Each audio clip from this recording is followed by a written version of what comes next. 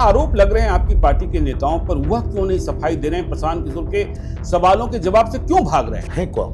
हुआ है कौन? वो कौन? क्या 2015 में याद है जब वो आपके खिलाफ थे, बिहार में महागठबंधन की सरकार बनवा दी थी प्रशांत किशोर ने।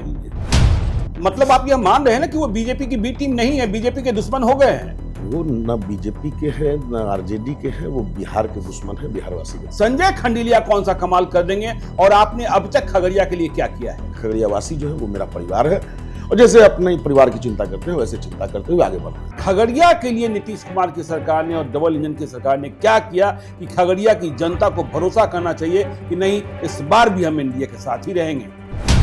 जिनको अपराध, भ्रष्टाचार और इन तरह की जो चीजें हैं जो इसके पोषक रहे उनसे आप क्या पूछें? वो लाइन मुझे याद है जब जहां जबड़िया पैसेंजर्स उतारे जाते थे, एक गाड़ी फोर्स आगे एक गाड़ी फोर्स पीछे ले जाके वो कानभाई क्रॉस कराता था। खगड़िया में क्या होता था जिसे आप सभी कहते हैं जंगल राज? जंगल राज 4 साल की उम्र में, 5 साल की उम्र में जो जंगल राज के युवराज हैं, इनके यहाँ इतनी संपत्ति कहाँ से आ गई? थके हुए नीतीश कुमार पर इतना भरोसा, क्या मजबूरी है? को एक लहूलुहान छत बिच्छत बिहार मिला था। लेकिन भाजपा का मुख्यमंत्री कब बना? कहा जाता है संजय खंडेलिया का मतलब है सम्राट चौधरी का आदमी। तो यह पहचान आपको कैसे मिली? राजनीति है जी, आप समझते हैं। तीसरे यादव में कौन सी ताकत और कौन सी कमजोरी आप देखते हैं 2025 के चुनाव से? नमस्कार, हमारा नाम ज्ञानेश्वर है और आपने देखना शुरू किया है लाइव सिटीज का पॉडकास्ट। 2025 के धुरंधर की श्रृंखला है और आज हमारे खास मेहमान हैं संजय खंडेलिया, खगड़िया की धरती से आने वाले और बीजेपी के सिपाही, बीजेपी के प्रदेश अध्यक्ष और बिहार के उप मुख्यमंत्री सम्राट चौधरी के बहुत करीबी। खगड़िया वह धरती जहां मक्का बहुत ही नामी है, जहां की मछली और जहां की दही, दूध दही। तो बीजेपी के सशक्त चेहरे के रूप में खगड़िया से विधानसभा चुनाव लड़ने की तैयारी कर रहे हैं संजय खंडेलिया। टिकट मिलेगा, टिकट नहीं मिलेगा, यह फैसला नेतृत्व को करना है, लेकिन जनता की उम्मीदें हैं और बिहार की सियासत पर संजय खंडेलिया का नजरिया साफ साफ है, जो आज इस पॉडकास्ट में सुनने को मिलेगा। तो आइए स्वागत कीजिए, बहुत स्वागत है संजय खंडेलिया जी लाइव सिटीज के इस पॉडकास्ट में। आप खगड़िया से चलकर आए हैं, अपनी बातें रखेंगे और मुझे लगता है पूरी ईमानदारी से रखेंगे, क्योंकि बहुत टेढ़े मेरे सवाल भी होने वाले हैं। बहुत बहुत धन्यवाद ज्ञानेश्वर जी, और निश्चित तौर पे जो भी सवाल होंगे आपके, बहुत ईमानदारी से हम लोग उसका जवाब देंगे। चलिए, तो पहला सवाल ही बहुत टेढ़ा सा लेते हैं। भारतीय जनता पार्टी, जिसके बारे में विरोधी कहते रहे, विपक्षी कहते रहे कि दाग चाहे जितना लगा हो वह बीजेपी में आ जाता है तो वॉशिंग मशीन में धुलाई हो जाती है और चकाचक सफेदी को प्राप्त कर लेता है, लेकिन इधर के दिनों में प्रशांत किशोर इस मिथक को तोड़ रहे हैं। जो भाजपा के नेता हैं उन पर ही दाग दाग दाग दिखाई पड़ रहे हैं और उनके भविष्य को लेकर क्या कहें, बिहार की जनता ने क्या क्या कहना शुरू कर दिया है। तो आपकी पार्टी दागदार हो रही है, 2025 का चुनाव सामने है और आप कह रहे हैं 2025 में 225, तो यह दाग लेकर जनता के सामने जाएंगे? देखिए ज्ञानेश्वर जी, बड़ा स्पष्ट है कि आप जिस प्रकरण की, जिस प्रसंग की चर्चा कर रहे हैं जी, तो सबसे पहले तो मैं आपको बहुत स्पष्ट कर दूं कि भारतीय जनता पार्टी और भारतीय जनता पार्टी के जो कार्यकर्ता हैं वो सिर्फ और सिर्फ राजनीति करने के लिए राजनीति में नहीं आते। बहुत स्पष्ट है हमारे यशस्वी प्रधानमंत्री आदरणीय नरेंद्र मोदी जी का, और हम लोग बिहार में जो हमारा नेतृत्व है सारे लोगों का, कि हम लोग, हमारी पार्टी जो है वो पार्टी जो है वही परिवार है, परिवार की पार्टी हम नहीं है जी। तो ये बहुत स्पष्ट है। दूसरी बात, हम लोग एक राष्ट्रवादी सोच के तहत राष्ट्र प्रथम, पार्टी द्वितीय, और उसके बाद दुनिया की सारी चीजें हमारे भाजपा के कार्यकर्ताओं के बीच होती है। आपने जिनकी चर्चा की अभी, वो देखिए बिहार की राजनीति में मैं नहीं समझता कि उनकी कोई प्रासंगिकता है। प्रशांत किशोर की? हाँ जी, आपने देखा होगा, हम सब लोगों ने देखा है, पिछले वर्ष भी पिछली बार जब चुनाव थे उपचुनाव। इसी तरह नहीं पिछली बार जब चुनाव थे जी। 2020 के जब चुनाव थे तो किस तरह से फुल पेज ऐड देके पॉलिटिकल पार्टीज आई थी और कैसे आई, क्या आई और कहां गई, कोई अता पता नहीं है। तो दर्जनों की संख्या में, बल्कि सैकड़ों की संख्या में हर चुनाव में अलग अलग खिलाड़ी अपने अलग अलग मकसद से आते हैं। और ये खिलाड़ी तो मैं इनको इस तौर पे लेता हूं कि कई बार हम लोग बचपन में जब क्रिकेट खेलते थे तो बैटिंग कर ली और बॉलिंग और फील्डिंग के समय में भाग जाते थे। अच्छा। तो ये वही है, बैटिंग करके भाग जाने वाले। ना कोई, मैं समझता हूं कि ना कोई इनके तथ्यों में आधार है, ना किसी चीज में कोई आधार नहीं है। और अगर आधार है तो कर क्या रहे हैं? कोर्ट खुला है, एक न्यायिक व्यवस्था बनी हुई है, उस व्यवस्था के तहत जाए ना। तो ये बस एक सोशल मीडिया पे बने रहने के लिए, ट्रेंड करने के लिए। तो प्रशांत किशोर को चुनौती दे रहे हैं कि वह कोर्ट जाएं और कोर्ट में अपनी बातों को रखें। निश्चित तौर पे अगर उनके पास कुछ है जी तो कोर्ट जाना चाहिए था, क्योंकि उनके पास कुछ नहीं है तो वो सोशल मीडिया पे और मीडिया पे चीजों को करते रहते। जिन पर आरोप लग रहे हैं आपकी पार्टी के नेताओं पर, वह क्यों नहीं सफाई दे रहे हैं? प्रशांत किशोर के सवालों के जवाब से क्यों भाग रहे हैं? क्यों देंगे? जी हैं कौन? हैं कौन? वो क्या है? 2015 में याद है जब वो आपके खिलाफ थे, बिहार में महागठबंधन की सरकार बनवा दी थी प्रशांत किशोर ने। इवेंट मैनेजमेंट का काम आजकल आप जानते हैं कि हर सेक्टर में चलता है, तो वो इवेंट मैनेजमेंट का काम देखते थे। उससे ज्यादा तौर पे बिहार या हम या बिहार की जनता, उनकी सभाओं में भीड़ कितनी आ रही है देख रहे हैं आप? वो इसका जवाब और इसका जो निर्णय होगा वो एक बार टिकट वितरण होने दीजिए, उसके बाद पता चलेगा। टिकट वितरण का इंतजार कर रहे हैं? उनके पार्टी का टिकट वितरण, जनसुराज पार्टी का। जी, अच्छा, पता चल जाएगा। मतलब आप यह मान रहे हैं ना कि वो बीजेपी की बी टीम नहीं है, बीजेपी के दुश्मन हो गए हैं? निश्चित तौर पे हाँ, वो न बीजेपी के हैं न आरजेडी के हैं, वो बिहार के दुश्मन है, बिहारवासी के दुश्मन। बिहार के दुश्मन है, बिहार के रहने वाले हैं प्रशांत किशोर, बक्सर के, फिर भी कह रहे हैं। उन्होंने अपने वक्तव्य में खुद कहा है हाँ। कि वो पिछले 5 साल से अपने घर नहीं गए। बक्सर जहां उनका घर है, उन्होंने कहा है, ऑन रिकॉर्ड कहा है, ऑन एयर कहा है जी। तो समझ सकते हैं कि क्या लगा होगा। तो चलिए संजय खंडरिया जी, आपने कहा कि प्रशांत किशोर को नोटिस लेने की जरूरत ही नहीं है, वो एक इवेंट कंपनी चला रहे हैं, जहां काम मिलता है वो चले जाते हैं, आते हैं खगड़िया पर, जहां से आप आते हैं जी। और आपने यह सोचा कि खगड़िया से हमें चुनाव लड़ना है, यदि पार्टी नेतृत्व फैसला करे, तो आपकी पृष्ठभूमि क्या रही है, आपकी ताकत क्या है कि आप खगड़िया से चुनाव लड़ने को सोच रहे हैं? क्योंकि बिहार में जाति व्यवस्था बहुत हावी है और मैं आपके नाम से यह पढ़ पा रहा हूं कि आप वैश्य हैं। तो खगड़िया से आपका लगाव, खगड़िया में आपकी ताकत और पार्टी नेतृत्व आप पर क्यों भरोसा करे कि खगड़िया, जिसे भारतीय जनता पार्टी कभी जीत नहीं पाई है पिछले कई दशक से, या यूं कहें कि चुनाव ही नहीं लड़ी है, तो संजय खंडरिया कौन सा कमाल कर देंगे? और आपने अब तक खगड़िया के लिए क्या किया है? देखिए ज्ञानेश्वर जी, आपने जो प्रश्न किया उसके 2-3 पक्ष हैं। पहला तो ये कि भारतीय जनता पार्टी में, और भारतीय जनता पार्टी का अगर कोई कार्यकर्ता होगा तो वो ये तय नहीं करता कि उसकी भूमिका क्या होगी। बिल्कुल, मैं सबसे पहले आपको स्पष्ट कर दूं। हाँ, लेकिन भारतीय जनता पार्टी का हर कार्यकर्ता सतत लगातार जो दायित्व मिलता है उस दायित्व का निर्वहन करता है, और एक राजनीतिक कार्यकर्ता होने के साथ साथ वो सामाजिक कार्यकर्ता के तौर पे भी काम करता है और समाज के बीच काम करता है। मुझे इस बात से कोई फर्क नहीं पड़ता कि मेरी भूमिका क्या होगी।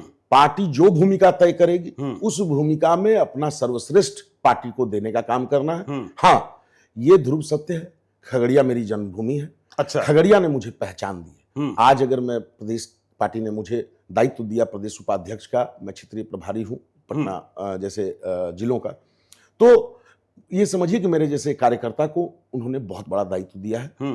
और रहा सवाल खगड़िया का, मैंने बताया मेरी जन्मभूमि है, तो मेरा जो सामर्थ्य होता है, मेरे से जो संभव होता है, मैं अपने पार्टी की जो नीति रीति है, जो हमारे प्रधानमंत्री जी का संदेश है, जो वो हम लोगों को मार्गदर्शन देते हैं, हम लोग उसके साथ अपने समाज में बने रहते हैं। इस आधार पे नहीं कि ये किस पार्टी के हैं, वो बिहार के हैं, वो खगड़िया के हैं, खगड़िया वासी हैं, उनके सुख दुख में उनके साथ बने रहना, और जो मदद हो सके वो किसी तरह के बातों से ऊपर उठकर, कोई भी वर्ण भेद या किसी भी चीज से ऊपर उठकर उनके लिए काम करना, उनका सहयोग करना, उनकी मदद करना, उनके सुख दुख में खड़ा होना, और उनकी जो ऐसी समस्याएं हैं, जिन हर समस्या का निराकरण सरकार के पास नहीं होता, कई सारी सामाजिक समस्याएं होती है, कई सारी समस्याएं ऐसी है जो नहीं संभव है सरकार के स्तर पे, तो उसमें विशेष तौर पे शामिल होना, चाहे हमारे मातृशक्ति की बातें हैं, हमारी जो महिलाएं हैं आज की तारीख में जो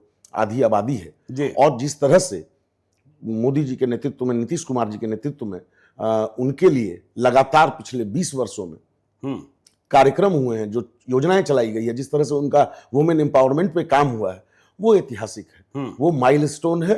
और वो केवल माइलस्टोन नहीं है, वो दिख रहा है महिलाओं का जो जुनून है, महिलाओं का जो जोश है, और महिलाओं की जो आप कह सकते हैं कि लॉयल्टी है जी, वो दिख रही है। और मैं अपनी पार्टी के तरफ से, मैं कार्यकर्ता के तौर पे, अब मेरी चाहे बिहार की सरकार हो हमारी या केंद्र की सरकार हो, उनके और हमारे खगड़िया की जो जनता है उसके बीच के सेतु के तौर पे काम करने का काम करता हूं। जो जहां जैसी आवश्यकता होती है, जहां आवश्यकता दिखाई देती है, जहां लगता है कि कोई हमारा खगड़िया का कहीं किसी कष्ट में है, परेशानी में है, कोई दुख में है, कोई इनकी ये चिंता करनी चाहिए, उसकी हम चिंता करते हैं। और ये काम मेरा चुनाव से सिर्फ संबंधित नहीं है जी। चुनाव आएंगे, चुनाव जाएंगे, मैं संजय खंडेलिया अपनी जो भूमिका है, उस माटी का जो कर्ज है, उसके लिए मेरे, चूंकि वो जो लोग हैं खगड़िया के, वो ये नहीं है कि वो खगड़िया के लोग हैं, या हमारा नजरिया ये नहीं है, भाजपा कार्यकर्ता का नजरिया ये नहीं होता कि वो वोटर है, मतदाता है या खगड़िया वासी है। वो हमारा परिवार है, और जब वो हमारा परिवार है तो उनकी चिंता वैसे ही हम लोग करते हैं जैसे हम अपने अन्य पारिवारिक सदस्यों की चिंता करते हैं। यही मेरा सबसे बड़ा आधार है, यही मेरी सबसे बड़ी पूंजी है, और जिस पार्टी का मैं कार्य करता हूं, ये मेरी सबसे बड़ी। चलिए, आपने कहा कि देखिए संजय खंडेलिया जो हैं भाजपा के प्रदेश उपाध्यक्ष, वह अपने दायित्व को समझते हैं, पार्टी के नेतृत्व के निर्देशों को समझते हैं, टिकट का इंतजार नहीं करते हैं। टिकट मिले न मिले यह महत्वपूर्ण नहीं है, भाजपा का समर्पण, भाजपा के साथ समर्पण, यह महत्वपूर्ण है। तो संजय खंडेलिया जी, आप यह बताइए, विधानसभा चुनाव तो आ ही चला, अब आ ही गया है, आपने अब तक या आपके परिवार के दूसरे सदस्यों ने किसी भी स्तर का कोई चुनाव लड़ा है जिससे यह समझा जा सके कि हाँ, खगड़िया में संजय खंडेलिया की ताकत है?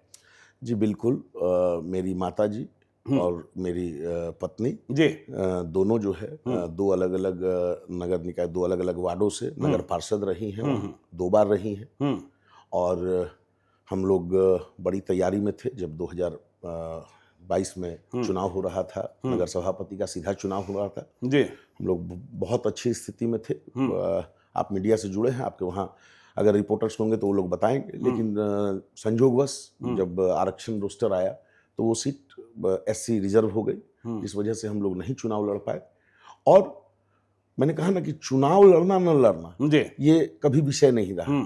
लगातार हमने जब जब जो दायरा रहा और जैसे जैसे पार्टी ने दायरा बढ़ाया, उसके आधार पे, उसके अनुसार लगातार काम करते रहे। और मेरी सबसे बड़ी पूंजी वही है, और मैं उसको चुनावी राजनीति से बिल्कुल नहीं जोड़ता। वो मेरा परिवार है, खगड़िया वासी जो है वो मेरा परिवार है, और जैसे अपने परिवार की चिंता करते हैं वैसे चिंता करते हुए आगे बढ़ना है। पार्टी का दायरा और पार्टी के आधार की बात कर दी आपने संजय खंडेलिया जी। 2024-2025 में हम लोग हैं, लोकसभा चुनाव, खगड़िया सीट गई एलजेपीआर के खाते में जी। और राजेश वर्मा उम्मीदवार बनाए गए, भागलपुर से आए थे जी। और लोगों की बड़ी चिंता थी, जितने पॉलिटिकल पंडित कह रहे थे कि खगड़िया तो जीतना नामुमकिन है, तो वैसे में सम्राट चौधरी ने या भाजपा ने यह जिम्मेवारी, यह खबरों में भी बात रही कि संजय खंडेलिया को ही जिम्मेवारी दी गई है कि भाजपा की जो वोट हैं वह चिराग पासवान के उम्मीदवार राजेश वर्मा को मिल जाए। लेकिन चुनाव के 2 दिनों पहले तक किसी को भरोसा नहीं हो रहा था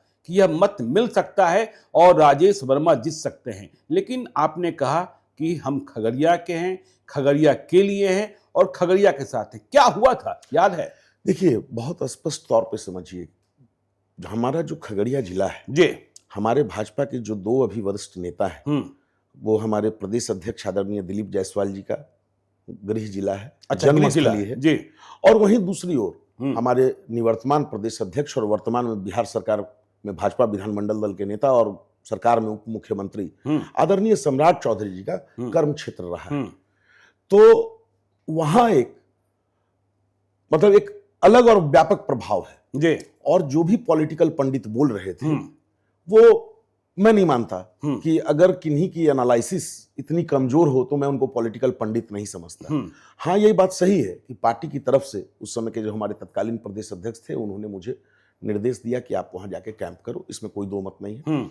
लेकिन हम लोगों ने जाके, जनाधार एनडीए का था, लोकसभा का चुनाव था, मोदी जी के नाम का प्रभाव था, भाजपा के नाम का प्रभाव था, नीतीश जी के जो कार्य चले उसका प्रभाव था। और इन सारी चीजों को देखते हुए हम लोग पहले दिन से निश्चिंत थे कि हमारा ये वोट है और हम इतने वोट से जीतेंगे जी। और निश्चित तौर पे एक कार्यकर्ता के तौर पे पार्टी ने जो जिम्मेदारी दी, उस जिम्मेदारी का ईमानदारी से अपने दायित्व का निर्वहन करना था, वो हम लोगों ने किया और ये तय था कि हम लोगों ने कैचमेंट लिया था कि हम लोग 1.5 लाख से 2.25 लाख वोट के बीच में जीतेंगे और हम लोग लगभग 1,68,000 वोट से विजयी हुए। तो चलिए, आपने खगड़िया का लोकसभा चुनाव जीत कर चिराग पासवान को दे दिया और पॉलिटिकल पंडितों को गलत साबित किया। अब आइए देखिए खगड़िया में विधानसभा चुनाव और नेतृत्व है नीतीश कुमार का। डबल इंजन की सरकार कही जाती है और विपक्ष कहता है कि 18 वर्षों में नीतीश कुमार ने कुछ किया ही नहीं। यह जो सरकार है वह खत्म हो गई सरकार है और अब जंगल राज नहीं, महाजंगल राज है, घूसखोरी का राज है, भ्रष्टाचारियों का राज है। तो आप बताइए कि इन 20 वर्षों में, जिसमें 18 साल तो बीजेपी साथ रही है नीतीश कुमार के साथ, खगड़िया के लिए नीतीश कुमार की सरकार ने और डबल इंजन की सरकार ने क्या किया कि खगड़िया की जनता को भरोसा करना चाहिए कि नहीं, इस बार भी हम एनडीए के साथ ही रहेंगे।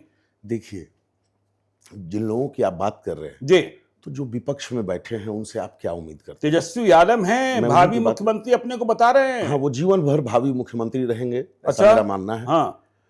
तो जिन लोगों की आप बात कर रहे हैं वो विपक्ष की राजनीति कर रहे हैं जी। और जो विपक्ष की राजनीति करेंगे आप उनसे क्या अपेक्षा कर सकते हैं?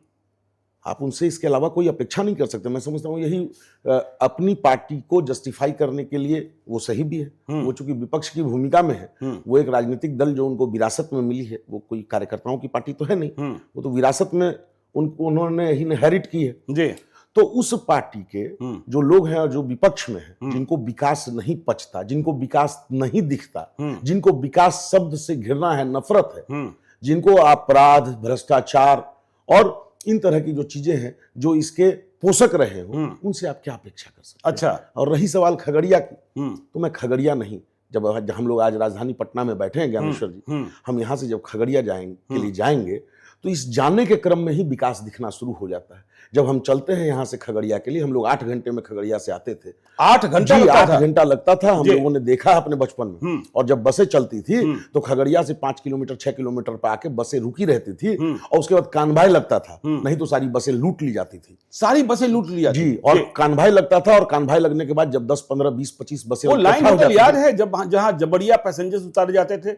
आप कह रहे हैं जी, ये आप ही कह रहे हैं। मेरे कहने मतलब आपने प्रश्न नहीं उत्तर दे दिया। रणदीप यादव और रामशरण यादव का वो लाइन होटल, ये वो दौर था जी, कि मैंने बताया ना कि कानभाई लगती थी, बस 20-25 बसें अररिया, पूर्णिया, फारबिसगंज से सब जो आती थी उस रूट से, सहरसा, सुपौल, मधेपुरा, उनको इकट्ठा किया जाता था। उसके बाद एक गाड़ी फोर्स आगे, एक गाड़ी फोर्स पीछे ले जाके वो कानभाई क्रॉस कराता था। ये वो दौर था, हमने वो दौर देखा है। और अभी हम ये देखते हैं कि हम निकलते हैं घर से, पटना से, और जब मैरीन ड्राइव पर चलते हैं तो फील आता है कि हम कहाँ हैं, हमारा ही बिहार है, हम उसी बिहार में हैं। तो ये बहुत बड़े गौरव का विषय है। ये सिर्फ मेरे लिए गौरव का विषय नहीं है, ये जो बिहार के एक एक बिहारवासी हैं, इन लोगों ने अपने 90 से 2005 का जो कालखंड था उसमें बिहारी शब्द को एक, मतलब आप कह दीजिए कि गाली के रूप में स्थापित कर दिया था बिहार के बाहर, और बिहार के बाहर बिहार का परसेप्शन खराब कर दिया था। और आज जो लोग आ रहे हैं, जब वो पटना एयरपोर्ट पे उतरते हैं, हमारे करीबी लोग जो 2015 में आखिरी बार आए थे, वो इस बार जब उतरे एयरपोर्ट पे तो वो बड़े कंफ्यूजन हो गए। उन्होंने पता किया कि हम पटना एयरपोर्ट पे ही लैंड किए हैं कि कहीं फ्लाइट कोई किसी कारण से कलकत्ता एयरपोर्ट लेके आए। और उन्होंने बड़ा जिक्र किया इस बात का। उन्होंने कहा कि हम पहले उतरते थे पटना एयरपोर्ट पे तो हम लोगों को सीधा टेम्पो दिखाई देता था, और अब हम उतर रहे हैं तो एक फील आ रहा है कि हम इंटरनेशनल एयरपोर्ट पे हैं, और वो भी पटना जैसी जगह में। हम जब मेरीन ड्राइव से आगे बढ़ते हैं, जब हम 4 लेन पे चढ़ते हैं, और उसके बाद जिस तरह से औटा सिमरिया पुल बना के, 6 लेन पुल बना के, और जिस तरह से कनेक्टिविटी हुई है, हम 2.5 घंटे में अभी खगड़िया जाते हैं। 2.5 घंटे में? ये हमारे लिए, जिसने वो दौर नहीं देखा है उसके लिए हो सकता है कि बहुत बड़ी बात ना हो, लेकिन हमने तो वो दौर देखा है। चलिए, आप उस दौर की कुछ कहानियां सुना ही दीजिए। खगड़िया में क्या होता था जिसे आप सभी कहते हैं जंगल राज, जंगल राज? क्या होता था खगड़िया में? खगड़िया के उस दौर की कुछ कहानियां मुझे बताइए, क्योंकि आपने उस दौर को जिया, आपकी उम्र 35 साल से अधिक है, तो क्या माहौल था उस समय? ज्ञानेश्वर जी, जितनी कहानियां सुनाई जाएंगी वो कम होगी। फिर भी जब आपने चर्चा की है तो मैं 1-2 उदाहरण देता हूं। आप याद करेंगे उस कालखंड में कई लाइन होटल हुआ करते थे खगड़िया में। आपने चर्चा की, अभी आप बोल रहे थे। तो बसेस को, जो बस आती थी पैसेंजर्स को लेके, उनको वहां रुकना होता था।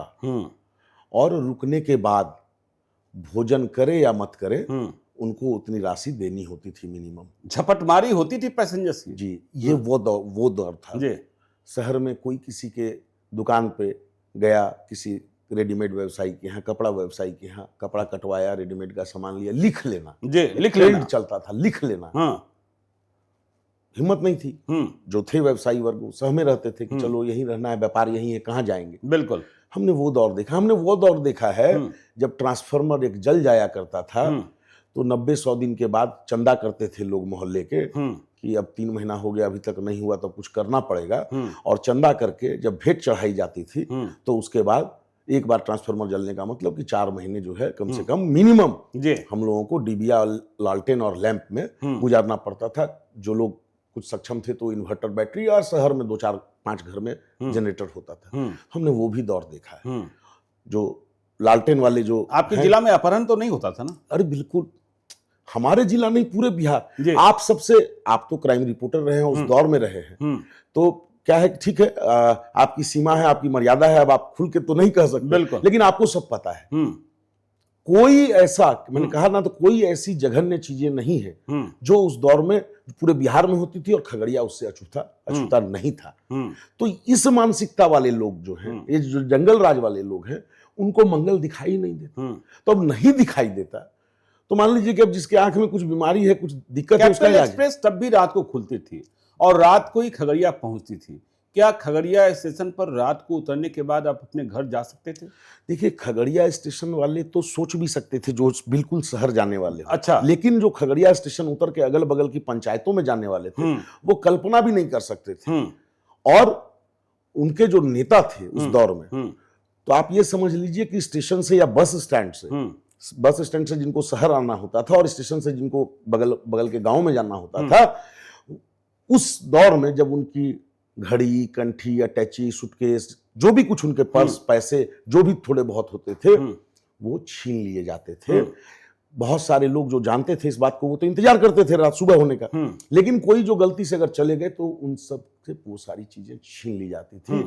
और उस छीने हुए, उस छीनते और लूट के पैसे से जो इस पार्टी के नेता थे, अच्छा, उनके बाल बच्चों की परवरिश होती थी। मतलब आप लालू यादव पर बहुत गंभीर आरोप लगा रहे हैं।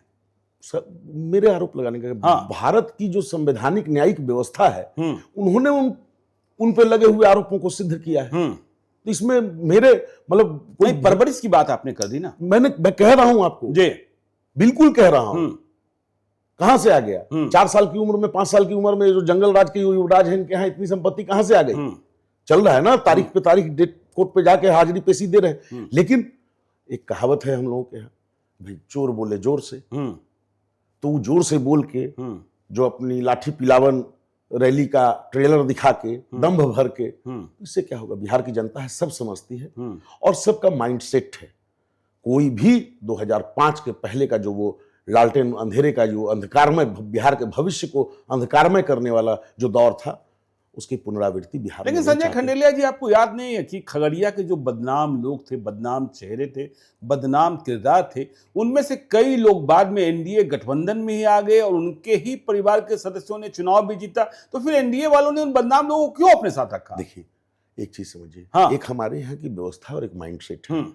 आपका या मेरा कोई कृत्य अगर होगा तो इसकी सजा किसी के परिवार वालों को नहीं दी जाती। ये हमारे यहाँ मतलब त्रेता द्वापर जिस युग में आप देखेंगे तो आपको ये दिखाई देगा कि जो करेगा वो भरेगा।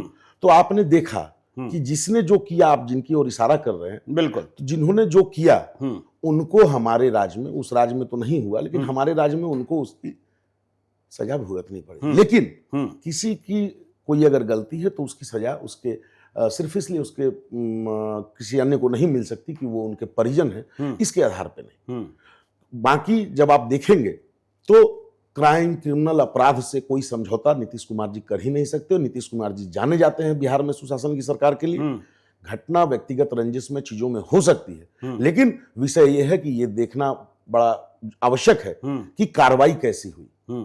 कार्रवाई बताती है, अपराधियों के खिलाफ जो कार्रवाई है वो कार्रवाई बताती है कि नीति, नियत और सोच जो है वो दृढ़ है और अपराध और अपराधियों से कोई समझौता ये सरकार नहीं करती। चलिए, आप कह रहे हैं सरकार कोई समझौता नहीं करती है। 2025 के चुनाव पर आते हैं।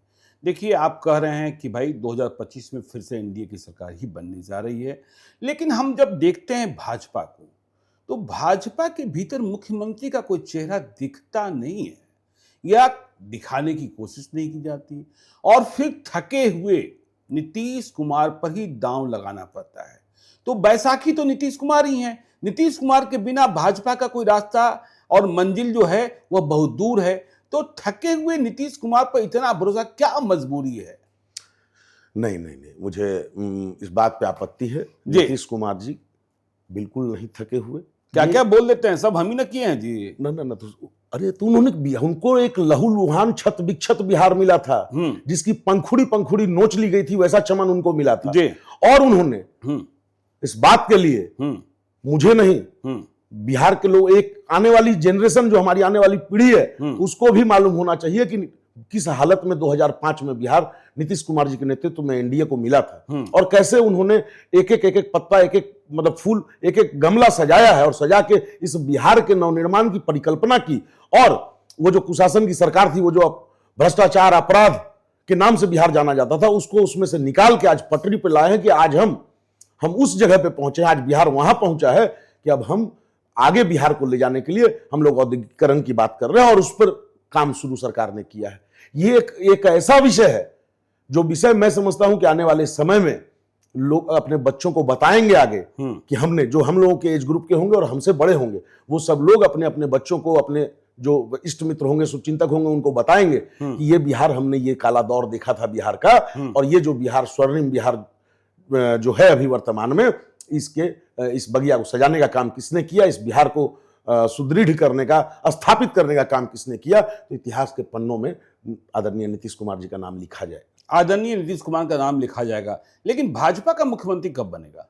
देखिए, एक्चुअली क्या है कि ये जो भी रीजनल पार्टियां, क्षेत्रीय पार्टियां हैं, और एक जो सबसे पुरानी पार्टी है देश की, कांग्रेस पार्टी जी, तो लंबे समय से सब लोग आदी हो गए हैं कि सबको पहले से पता होता है कि राष्ट्रीय जनता दल के मालिक कौन है, तो लालू प्रसाद यादव जी, उनके उत्तराधिकारी कौन होंगे, तो फलाना। नहीं, लोग तो जानते थे, जो हमारे यहाँ मान्य परंपरा है कि तेज प्रताप जी होंगे। अच्छा, लेकिन उन्होंने कान पकड़ के निकाल दिया, तो मान लीजिए तेजस, खैर उनके घर का मैटर है, उसमें हम लोग क्या कह सकते हैं।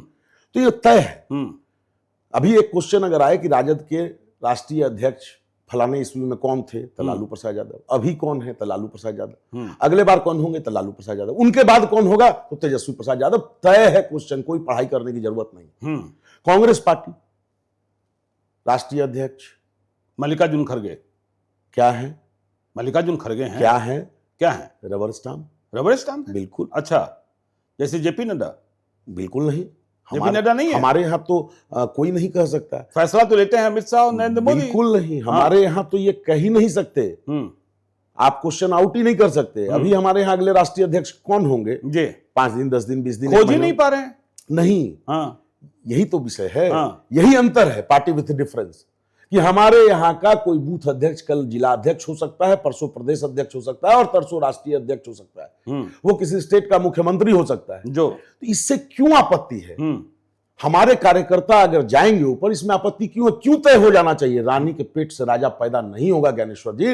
भारतीय जनता पार्टी के शासनकाल में भारतीय जनता पार्टी की जो व्यवस्था है, ये कार्यकर्ता आधारित, कार्यकर्ता प्रधान पार्टी है। हमारा कोई भी, और हमारा हर कार्यकर्ता, इनके जो ये युवराज हैं, दोनों बड़े या छोटे दोनों जो है, दिल्ली वाले और पटना वाले, इन दोनों युवराज पे हमारा बूथ स्तर का, मंडल स्तर का जो मंडल अध्यक्ष है, वो भी इनसे ज्यादा समझदार है, इनसे ज्यादा भारी। अच्छा संजय जी, आप ये बताइए, आपने ही कहा कि जो आपकी पार्टी है बीजेपी, या फिर बिहार में जो एनडीए सरकार है, सजा उसको देती है जो अपराध करता है, उनके परिजनों को नहीं छूती है, और उनके परिजनों को पुरस्कार भी मिले हैं इसी एनडीए सरकार में। लेकिन आप जब यह फार्मूला लागू करते हैं और मानते हैं, तो अपराध किया लालू यादव ने, जंगल राज की बदनामी मिली लालू यादव के कारण, फिर इसका आरोप तेजस्वी यादव पर क्यों मरते? तेजस्वी यादव ने तो कोई अपराध नहीं किया। तेजस्वी यादव जब सरकार में शामिल रहे तो भ्रष्टाचार की कोई फाइल भी नहीं। लालू यादव जी ने अपने जीवन के 25 वर्ष पूरे करने के बाद संसदीय जीवन में जब आए और उसके बाद जब उनको 90 में अवसर मिला तब उन्होंने भ्रष्टाचार किया। तेजस्वी यादव जी 4 बरस की उम्र से घोटाले और भ्रष्टाचार में लिप्त हो गए थे। नहीं, उसमें उनका क्या जुर्म है जो? हाँ, नहीं, फिर ऐसा कैसे होगा? कहा उन्होंने कहा कि नहीं, हम उस समय बालिग नहीं थे, हमारे पिताजी ने और बाकी घर के लोगों ने जबरदस्ती हमारे नाम पे करा दी, हमारा इन संपत्तियों से कोई लेना देना नहीं, सरकार इनको जब्त कर ले। 4 बरस के बच्चे के नाम आप भी संपत्ति खरीद लेंगे, हम भी खरीद लेंगे, अरे बच्चे का क्या कसूर? अरे अब तो वो बालिग हो गए ना। उन देखिए एक बात बड़ी स्पष्ट है, 90 से 2005 तक के जो बिहार के कुशासन का जो लालू जी के पाप का परिणाम है, उसका जवाब तो तेजस्वी यादव को देना होगा। सियासत विरासत में नहीं मिलती, और अगर मिलती है तो फिर ऐसे कैसे होगा? डेबिट और क्रेडिट दोनों लेना होगा। तो नीतीश कुमार से क्यों नहीं पूछते हैं कि जब इतने ही वो भ्रष्ट थे और इतने ही भ्रष्टाचार में डूबे हुए थे तो आपको छोड़कर उनके साथ क्यों चले जाते हैं? नीतीश जी ने बताया है, हाँ, कई फोरम पे बोला है, हाँ, कि भाजपा वाले हमको परेशान कर रहे थे इसलिए चले गए। नहीं, उन्होंने कई फोरम पे इस विषय में बोला है, और चूंकि मैं भाजपा की कोई बात होगी तो बोल सकता हूं। आप एक चीज समझिए, हमारे एलाइज हैं, सम्मानित एलाइज है, सारे एलाइज है, लेकिन मैं एनडीए का प्रदेश उपाध्यक्ष नहीं हूं, मैं भारतीय जनता पार्टी का प्रदेश उपाध्यक्ष हूं। तो जब यहां की कोई बात होगी तो मैं बड़े ऑथेंटिक तौर पे बोलूंगा, लेकिन समय समय पे मुख्यमंत्री जी ने इस पे अपना बयान दिया है, संबोधन दिया है। संजय खंडेलिया को भाजपा की राजनीति में सम्राट चौधरी का बेहद करीबी मान लिया जाता है। ऐसी क्या बात है आपके बीच और सम्राट चौधरी के बीच? क्या रिश्ता है कि कहा जाता है संजय खंडेलिया का मतलब है सम्राट चौधरी का आदमी? तो यह पहचान आपको कैसे मिल गई? देखिए, राजनीति है जी, आप समझते हैं कि जब कोई पॉलिटिकल पार्टी, कोई पॉलिटिकल वर्कर काम करता है तो तरह तरह के गॉसिप और नैरेटिव बनाए जाते हैं। मेरे बहुत अच्छे संबंध, मेरे बहुत अच्छे ताल्लुकात हमारे जो प्रदेश अध्यक्ष जी हैं दिलीप जायसवाल, वो भी खगड़िया से आते हैं, उनके साथ भी है, लंबे समय से है, चूंकि लगभग 27 वर्ष से राजनीति, 28 वर्ष से मैं राजनीतिक कार्यकर्ता के तौर पे काम कर रहा हूँ। मेरे बहुत अच्छे संबंध, जिन्होंने मुझे अपने साथ काम करने का अपनी कमेटी में शामिल किया, हमारे पूर्व के राष्ट्रीय उपाध्यक्ष, पूर्व के केंद्रीय मंत्री, पूर्व के प्रदेश अध्यक्ष आदरणीय राधा मोहन सिंह जी के साथ, जिन्होंने मुझे अपनी टीम में उद्योग मंच का प्रदेश अध्यक्ष बनाया। हमारे बहुत अच्छे संबंध अन्य भी कई, हमारे विजय सिन्हा जी हैं, माननीय उप मुख्यमंत्री, उनसे मतलब वो उस दौर में 2004-05 में हमारे खगड़िया जिला के प्रभारी हुआ करते थे, उस समय से उनसे पारिवारिक संबंध है। तो अब मैं क्या करूं? हमारे जो संबंध हैं, और यहाँ कसौटी जो है व्यक्तिगत संबंध नहीं होते। आप भारतीय जनता पार्टी में, भारतीय जनता पार्टी में व्यक्तिगत संबंध कोई कसौटी नहीं है। जो पार्टी के पैमाने पे पार्टी ने जो आपको दायित्व दिया, अगर आपने उसका जिम्मेदारी से निर्वहन किया और नेतृत्व को लगा कि हाँ इस व्यक्ति ने अपने दायित्व के साथ जस्टिफाई किया है, तो निश्चित तौर पे आगे से आगे उनको जिम्मेदारी देते हैं। किसी व्यक्ति विशेष से जोड़ के देखना या कहना तो मैं समझता हूं कि ये उचित नहीं है। माननीय सम्राट चौधरी जी भाजपा के प्रदेश अध्यक्ष रहे, बिहार के सर्वमान्य नेता हैं हमारी भारतीय जनता पार्टी। तो मेरे जैसे पता नहीं कितने कार्यकर्ता अलग अलग जिलों में होंगे, अलग अलग जगह होंगे, जो उनकी कसौटी पे खड़ा उतरे होंगे और उनको वो उतना ही स्नेह सम्मान और प्यार देते हैं। अच्छा, हाँ, मेरा सौभाग्य ये है कि मैं भी उन दर्जनों या सैकड़ों में से मैं एक हूं। तो ये है मेरा सौभाग्य। मुझे मेरे प्रदेश अध्यक्ष दिलीप जायसवाल जी का स्नेह प्राप्त है, उन्होंने मेरे पे दोबारा भरोसा किया, तो ये मेरा सौभाग्य है। अब इसमें मैं क्या कर सकता हूं, आप बताइए। अच्छा संजय खंडेलिया जी, आपने कहा कि 27-28 वर्षों से आप राजनीति में हैं। देखिए, हमने कहा प्रारंभ में ही नाम है संजय खंडेलिया, और सरनेम से यह लगता है कि आपका जो परिवार है वह बिजनेस फैमिली है। तो आप काफी कम उम्र में राजनीति करने लगे। परिवार वालों ने मना नहीं किया कि अरे संजय दुकानदारी संभालो, सेठ जी के गले पर बैठो, कहाँ यह सब राजनीति, ये कुर्ता पैजामा पहन लिया और फिर यहाँ घूम रहे हो वहां? देखिए, बड़ी रोचक घटना है आपने जो चर्चा की। मुझे याद है 1997 की बात है, 28 साल हो गए। हाँ, 1997 की बात है, महीना मुझे ध्यान नहीं है। भाजपा की नगर कमेटी बनी थी। उस नगर कमेटी में एक प्रोफेसर थे शहर के रहने वाले, वो जो है नगर के महामंत्री बने थे, और वो तब भाजपा स्ट्रगल कर रही थी बिहार में। तो उनका जो है मेरे चाचा जी से बड़ा अच्छा संबंध था। तो उन्होंने मेरे चाचा जी को कहा कि आपको जो है नगर का कोषाध्यक्ष मैं बना रहा हूँ। कोषाध्यक्ष? हाँ, नगर का। हाँ जी। तो चाचा जी की कहीं कोई दूर दूर तक रुचि नहीं थी। तो उन्होंने जब बहुत उनको प्रेस किया तो उन्होंने कहा कि ऐसा कीजिए, इसका नाम मतलब इसको बना दीजिए, संजय को बना। हाँ, इसको बना दीजिए। क्या करते थे उस समय आप? मैं उस समय पढ़ाई तो कर ही रहा था, लेकिन इसके अतिरिक्त मान लीजिए व्यापार खून में है, तो जो हम लोगों का ऑटो पार्ट्स का, वहाँ का खगड़िया का ऑटो पार्ट्स, हाँ ऑटो पार्ट्स, और पूरा मतलब उस समय क्या था कि ऐसा नहीं था कि टू व्हीलर पार्ट्स की अलग दुकान और फोर व्हीलर की अलग और ट्रक का अलग जी, एक्सपेलर अलग और आटा चक्की अलग, ऑल इन वन होता था। बिल्कुल। और बड़ी प्रचलित और बड़ा प्रसिद्ध और इकलौता काउंटर था उस समय जी। तो रुचि लग गई थी, मतलब वहां भी समय देने लग गए थे। दादाजी से अकाउंटेंसी सीखना, जो ट्रेडिशनल अकाउंटेंसी होती थी जी, तो उन्होंने कहा कि ऐसा है कि नहीं तो इसको जो है नाम डाल। तो आप ये मानिए कि बस वो एक हुआ इंटरेक्शन, और मेरी कोई उस समय तक वैसी राजनीतिक रुचि नहीं थी। बस ये होने लगा कि चूंकि नगर का कार्यालय भी वहीं खुला हमारे ही कैंपस में, तो अब हम वहीं थे, तो जब बैठक होती थी चले जाया करते थे। तो सुनते सुनते थोड़ी रुचि जगी। फिर 98 में लोकसभा का चुनाव आया, और समता पार्टी, एनडीए गठबंधन से समता पार्टी से आदरणीय शकुनी चौधरी जी चुनाव लड़ने को आए। तो वो जब चुनाव लड़ने को आए तो उस समय जो है, जो हमारे गठबंधन दल के अन्य नेता थे, उन लोगों ने कुछ कुछ काम दिया, तो थोड़ी रुचि और बढ़ी, हम लोग करने लगे। तो उस करने के क्रम में इंटरेस्ट बन गया तो बहुत मतलब चुनाव के 15-20 दिन पहले आते मेरा बहुत वो हो गया, मतलब पर्चा पोस्टर भी साटा है आपने? हाँ, बहुत एग्रेसिव हो गया, मतलब एकदम खुल के, जो बाजार का जो जिस इलाके में हम लोग का घर था, वहां के जो अगल बगल के सारे बूथ थे, तो मतलब अब वो भाव आ गया मन में कि हमारे प्रत्याशी हैं, और जो मेरी समझ थी और उस समय की जो मेरी उम्र में जो आप समझ सकते हैं कि उसके हिसाब से खून गर्म होगा तब तो लग गए। उसका फलाफल ये हुआ कि हमारे प्रत्याशी तो चुनाव जीते ही, जितना ही था, मतलब मेरी भूमिका आप समझ सकते हैं गिलहरी से भी कम थी। बूथ लूटा था कि नहीं? नहीं भाई, हम लोग तो उस वाले थे नहीं ना, बूथ लूटने वाले उस समय सत्ता में थे। अच्छा। हमको रक्षा करनी थी अपने मतों की। शकुनी चौधरी के खिलाफ कौन लड़ रहे थे? शकुनी चौधरी के खिलाफ उस समय अनिल कुमार यादव, पूर्व सांसद। अच्छा जी। वो चुनाव लड़ रहे थे। वो 96 में शकुनी चौधरी जी को 10,000 वोट से जंगल राज के हराए नहीं थे, हरा दिया गया था। परिणाम को स्थगित करके उनको सर्टिफिकेट दे दिया गया, तो वही लड़ रहे थे। मध्यावधि चुनाव हुआ था, और उसके बाद चिन्हित करके जो लोग भी सक्रिय थे सामान्य से ज्यादा, उन लोगों को का उत्पीड़न का दौर शुरू हुआ, और उस उत्पीड़न के दौर में मुझे भी एक मुकदमे में। अच्छा, आपको भी मुकदमे में फांस दिया गया? हाँ, शकुनी चौधरी को मदद करने के जुर्म में जो भी लोग थे सक्रिय। लेकिन आप बीजेपी के नेता बन गए थे, दुकानदारी चल रही थी, तो दुकान पर तो आरजेडी वाले चंदा मांगने आते नहीं होंगे, धमकाने आते नहीं होंगे? तब भी नहीं, ऐसा नहीं था, ऐसा नहीं था। हमारा जो परिवार था और पारिवारिक पृष्ठभूमि थी, और जिस तरह का बिजनेस था, उस बिजनेस के वजह से जो भी वैसे लोग थे उनको भी जरूरत पड़ती थी, गाड़ी के लिए, बाइक के लिए, और उसमें शहर में कोई दूसरी दुकान नहीं थी। मतलब आप कह सकते कि जिले का एक बड़ा काउंटर हुआ, मना ही कर देते कि हाँ है ही नहीं सामान, तो क्या करते? तो भाई, तो इसलिए बहुत ज्यादा वो लोग उस तरह से नहीं करते थे, और उस केस में मुझे तब फंसा दिया गया।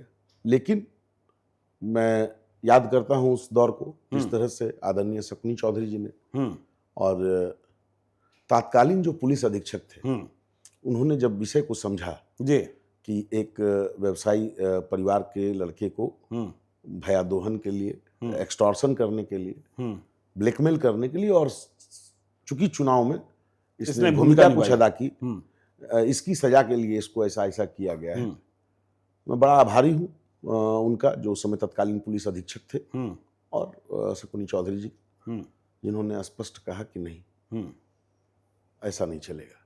और जो पुलिस अधीक्षक थे, उनके ऊपर इतना दबाव, उनको कहा गया कि आपको घोड़ा का एसपी बना देंगे, आपको कैरियर बर्बाद कर देंगे। हाँ, इस तरह का फोन सीएम कौन थे एसपी? कुमुद कुमार वर्मा हुआ करते थे। के वर्मा, याद है मुझे। हाँ, बाद में विजिलेंस में भी हुए थे। विजिलेंस के आईजी भी थे, डीजी के प्रभार में। उन्होंने कहा ना, तो के वर्मा ने आपको इंसाफ दिया? हाँ, उन्होंने कहा कि ना, मैं सारा मैटर मैंने जान लिया उनसे, उन्होंने सारा करवाया, और करवा के उन्होंने मुझे इंसाफ दिया। चलिए, 1997 में आपकी एंट्री हो गई राजनीति में। 1998 में आपने शकुनी चौधरी के लिए चुनाव प्रचार किया, और शकुनी चौधरी को जीत भी मिली। 2025 में आप हैं। आपको नहीं लगता है कि आपके प्रतिद्वंदी और जातिगत समीकरण, यदि हम खगड़िया के जातिगत समीकरण की बात कर ले, कहा जाता है वहां तो यादव भी जीतते हैं या कुशवाहा ही जीतता है?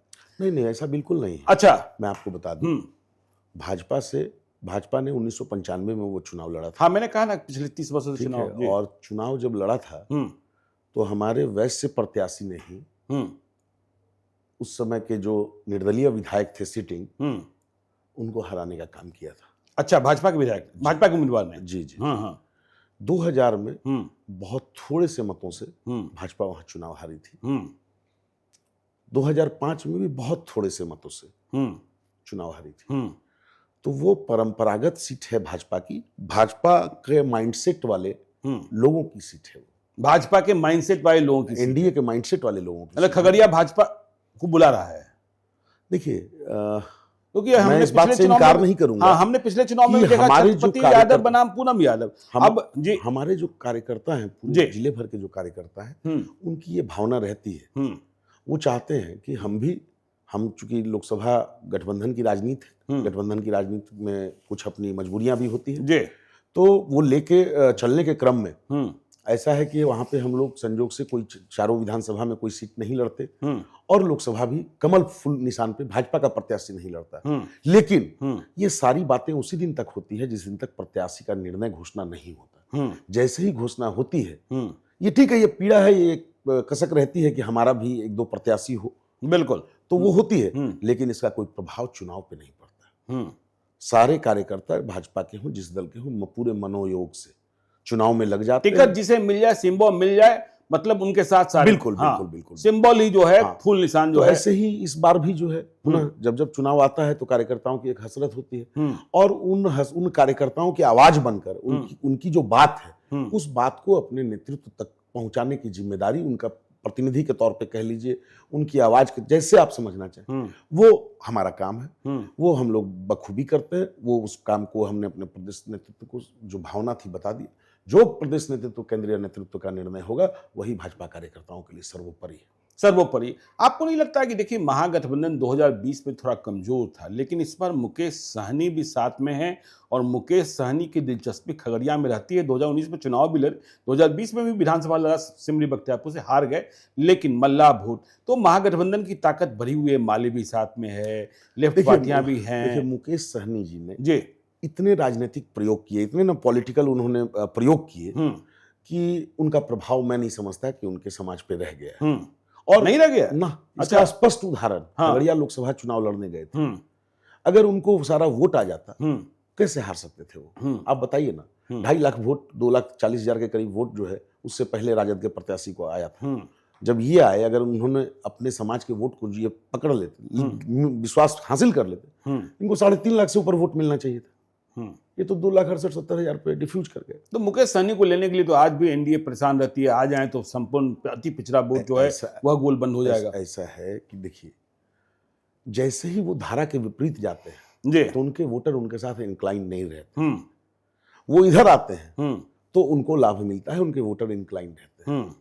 फिर मैं जो कह रहा हूं, आप इस चुनाव के परिणाम, वो अगर उनको सम्मानजनक वहां होता है, वो रह पाते हैं, तो इस चुनाव के परिणाम के बाद आप देखिएगा बड़े स्पष्ट तौर पे कि उनको क्या हासिल होता है। चलिए, आपने तेजस्वी यादव को तो सिरे से खारिज कर दिया, फिर भी हम कहते हैं तेजस्वी यादव में कौन सी ताकत और कौन सी कमजोरी आप देखते हैं 2025 के चुनाव के सिलसिले में? देखिए, उनकी एकमात्र ताकत है कि उनके पास लालू यादव जी के पुत्र होने का उनको अधिकार प्राप्त है। इस वजह से वो अपनी पार्टी के मालिक बन के बैठे हैं। और एक जो लालू प्रसाद जी का जो वोट था, हालांकि वो भी दरक रहा है, ये मैं आपको बता दूं बड़ा स्पष्ट तौर। M/2 सॉलिड है ना? नहीं, वो भी दरक रहा है। मुस्लिम यादव 32% में भी एकदम दरक रहा है। आप इस बात को बड़े, मतलब इसको जब आप देखेंगे, मेरे इस एंगल को एक्सप्लोर करेंगे, तो आपको ज्ञानेश्वर जी मानना होगा। आज बहुत तेजी से मुस्लिम समाज में ये बात उठ रही है कि साहब, आप 14% हैं, हम 17% हैं, और हम 100% हैं। आपके यहाँ टूट है, लेकिन हम 100% हैं। और जिस तरह से जो उस कम्युनिटी के लीडर्स हैं, जो उस कम्युनिटी के नेता हैं, उनका जिस तरह से शोषण यहाँ हो रहा है, मतलब मुसलमानों की बात कर रहे हैं। बिल्कुल। तो वो लोग भी अब जो वहां भी जो पढ़े लिखे यूथ और युवा आ रहे हैं, वो इस बात को उठा रहे हैं। हम लोग देख रहे हैं क्षेत्र में, खुल के आ रहे हैं सामने हम लोगों के पक्ष में कि हमें कोई एलर्जी नहीं है, क्योंकि उन लोगों ने ये देख लिया। आप एक भूत के नाम पे एक भूत हवा क्रिएट करके कि मोदी जी आ जाएंगे तो ये नुकसान हो जाएगा, ये नुकसान हो जाएगा, आप कितने दिन चला सकते हैं? नहीं चलेगी। उन लोगों को अब विश्वास होता चला, बढ़ता जा रहा है कि मोदी जी ने जितनी योजनाएं चलाई, कोई ऐसी योजना नहीं है जो योजना सिर्फ हिंदुओं के लिए चलाई हो, मुसलमान के लिए ना चलाई हो। कोई ऐसी उनकी योजना नहीं है जिसका लाभ सिर्फ हिंदुओं को मिले और मुसलमानों को ना मिले। अब उन लोगों को यह विश्वास धीरे धीरे धीरे धीरे बढ़ता जा रहा है। और आप देखिएगा इस बार का चुनाव परिणाम वो शिकस्त होगी 2010 में जो इनकी स्थिति हुई थी उससे भी ये नीचे जाएगा। लेकिन संजय खंडेलिया, जो आप कहते हैं, देखिए कि मुसलमान भी नाराज हो रहे हैं और मुसलमानों की जो नाराजगी है वो बीजेपी से खत्म हो रही है, लेकिन संजय खंडेलिया जी, हर समाज को सत्ता में हिस्सेदारी चाहिए और बीजेपी एक ऐसी पार्टी, एक भी मुसलमान को टिकट नहीं देती है और उसे मुसलमान वोट कर दें। नहीं, मैं कह रहा हूं कि नजरिया यहां पे थोड़ा बदलना पड़ेगा। जिसको मुसलमान एक मुश्त होकर लगातार वोट करते आ रहे हैं, पिछले 35 वर्ष से करते आ रहे हैं, उन्होंने कौन सी हिस्सेदारी दी? नहीं, आप तो टिकट दीजिए ना, आप तो पहले नहीं, एक सेकंड। जिनकी देखिए, जिनका इंक्लाइनेशन जहां है और जिनकी लॉयल्टी जहां है, पहले प्रश्न उस पर आएगा। हमारे तो साथ आएंगे तो फिर हम करेंगे, वो भविष्य के गर्भ में। मैं कह रहा हूं 35 वर्ष से, उससे पहले कांग्रेस को और 35 वर्ष, पिछले 35 वर्षों में से लगातार जिनको देते आ रहे हैं वो, उन्होंने उनके लिए क्या किया? ये प्रश्न, यक्ष प्रश्न ये है। बिहार में एक नारा चल रहा है 2025 फिर से नीतीश। क्या आपको लगता है कि नीतीश कुमार सरकार बना भी ले, एनडीए की सरकार बन भी जाएगी, मुख्यमंत्री बन भी जाएंगे, तो नीतीश कुमार शारीरिक और राजनीतिक तौर पर इतने सक्षम रह गए हैं कि 2025 से 2030 का कार्यकाल पूरा कर लेंगे? देखिए, मैं आज की बात कर सकता हूं जी, कल की कोई भी बात हाइपोथेटिकल होगी। आज की तारीख में नीतीश कुमार जी एकदम फिट है और बिहार जो है वो सुरक्षित हाथों में है। हमारी जो वर्तमान में नीतीश और सम्राट की सरकार चल रही है बिहार में, वो बिहार एकदम सुरक्षित हाथों में है। और नीतीश जी ने काफी कुछ दिया है बिहार को और लगातार देने का काम कर रहे हैं। आज भी जब हम लोग यहाँ इस इंटरेक्शन सेशन में बैठे हैं, पॉडकास्ट में बैठे हैं, तो नीतीश कुमार जी हमारे जिले खगड़िया में, पहले भागलपुर और फिर खगड़िया में 2-2 कार्यक्रम करके, 3-3 कार्यक्रम करके कर रहे हैं और लौट के आएंगे। जब इस पॉडकास्ट को हम लोग रिकॉर्ड कर रहे हैं जी, तो आप ये है नीतीश कुमार। तो आप मानते हैं कि 2025 में तो नीतीश हैं, 2026 2027 के बारे में कोई भविष्यवाणी नहीं की जा सकती है? मैं भविष्यवक्ता नहीं हूं। हाँ, आप भविष्यवक्ता नहीं है। जैसे अमित शाह ने कहा कि भाई चुनाव के बाद विधायक दल की बैठक में फैसला होगा। नहीं, ये मैं एक्चुअली इंटाइटल भी नहीं हूं और मैं अपने आप को इतना सक्षम भी नहीं समझता। ये विषय हम लोगों से ऊपर का है। प्रशांत किशोर के जनसुराज अभियान को या जनसुराज पार्टी को 2025 में आप कितना गंभीर चुनौती मानते हैं? कितनी सीटें आ रही है प्रशांत किशोर को? मैंने कहा ना कि इस तरह की जो भी कोई पार्टियां हैं जी, जो आती है, तो इसी तरह से हर चुनाव में बुलबुले की तरह आती है और इनको कोई नोटिस नहीं लेता। तो कुछ सीटें आएंगी ना, खाता ही नहीं खुलेगा। बिल्कुल नहीं। प्रशांत किशोर 0 पे आउट हो जाएंगे बिल्कुल 2025। अब कोई प्रत्याशी, कोई वैसा प्रत्याशी जो हो जी, जिनका कहीं कोई एडजस्टमेंट ना हुआ हो किसी कारणवश, वो अपने दम पे कोई सीट जीत ले तो अलग विषय है। प्रशांत किशोर के नाम पर कोई नहीं जीत सकता है? मुझे तो नहीं लगता।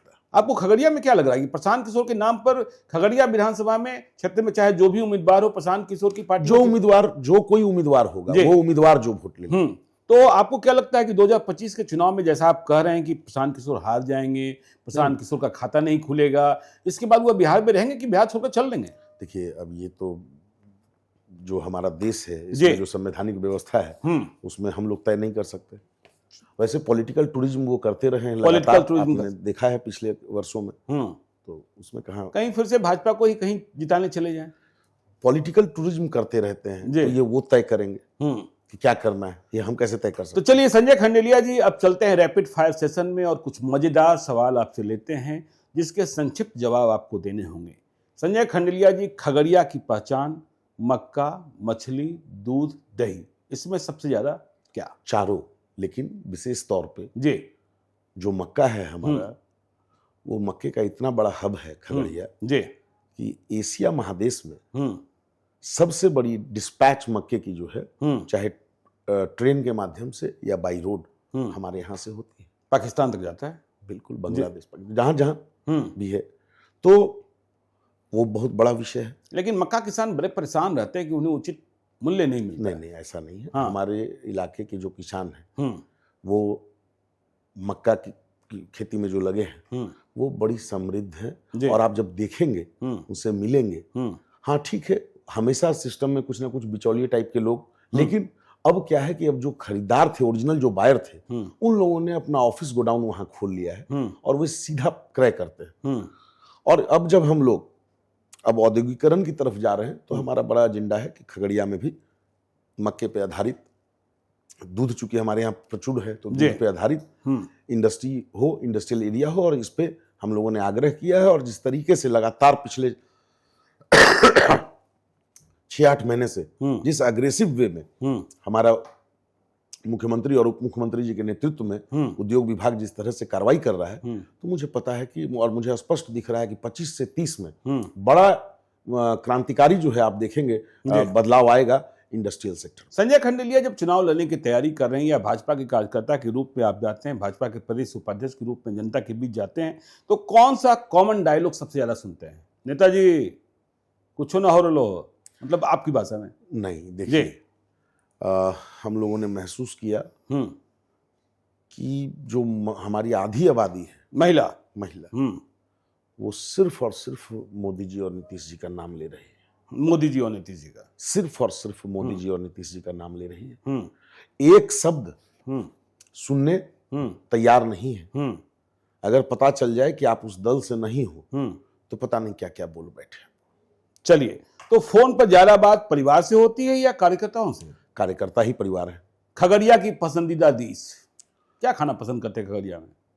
देखिए, खगड़िया फरकिया के नाम से जाना जाता है। हाँ, ठीक है। तो एक तरफ जब आप बात करेंगे स्वादिष्ट डिश में, तो वहाँ घुगनी, मुढ़ी और कचड़ी। घुगनी, मुढ़ी और कचड़ी। अच्छा। और वहीं अगर बात करेंगे तो हमारे यहाँ करुआ मोर का पेड़ा बड़ा प्रसिद्ध है वहाँ। करुआ मोर का पेड़ा। चलिए, आगे आइएगा तो खिलाइएगा हमको भी। जरूर। खगड़िया की राजनीति में सबसे बड़ा दोस्त और सबसे बड़ा प्रतिद्वंदी कौन है? देखिए, सबसे बड़ा दोस्त तो आप ये समझ लीजिए कि जो भी लोग हमसे जुड़े हुए हैं सब हमारे दोस्त हैं, शुभचिंतक हैं, ज्येष्ठ हैं, मित्र हैं।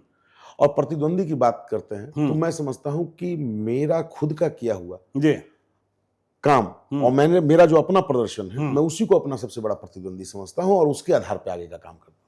मतलब आपका मुकाबला आपसे ही है? बिल्कुल। चलिए, राजनीति में तो आपने दोस्त और प्रतिद्वंदी बता ही दिया। सम्राट चौधरी को एक शब्द में क्या? स्मार्ट और डायनेमिक लीडर। स्मार्ट और dynamic leader. Dilip Jaiswal? Visionary नेता। विजनरी नेता। विजय कुमार सिन्हा? सामान्य कार्यकर्ता से लेके इतने दूर तक का सफर करने वाला एक स्ट्रांग लीडर के तौर पर। तेजस्वी यादव? क्या कह सकते हैं, जंगल राज के युवराज। जंगल राज के युवराज। नीतीश कुमार?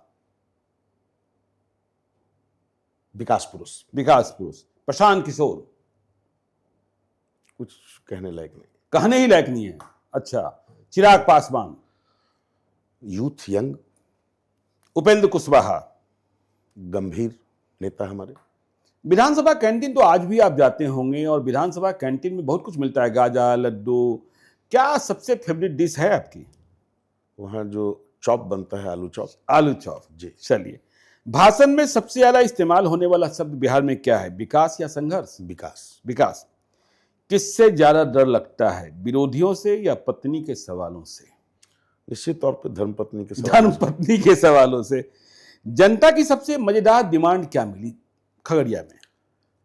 देखिए, एक बार मैं एक दिन गया हुआ था, हमारे जो काफी सारे ऐसे युवा थे जो एक ग्राउंड में विभिन्न खेल और पुलिस बहाली वगैरह में बहाली के लिए एक बना हुआ है ग्रुप। वो लोग दौड़ते थे, तैयारी करते थे।